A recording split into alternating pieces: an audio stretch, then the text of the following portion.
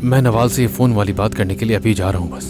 मुराद भाई, मेरी बात सुने,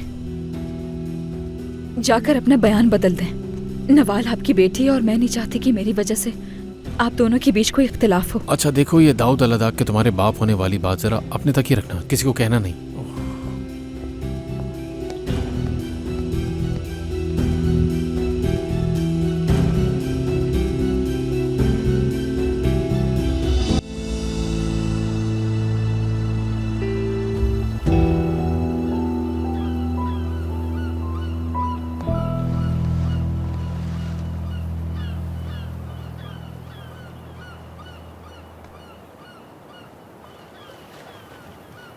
तुम्हें कैसे पता चला कि मैं यहाँ पर हूँ?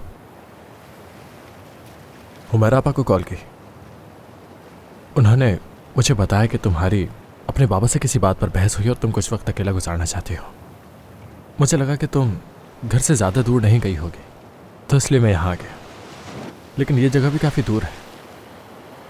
मैं ढूंढ ढूंढ कर थक गया था।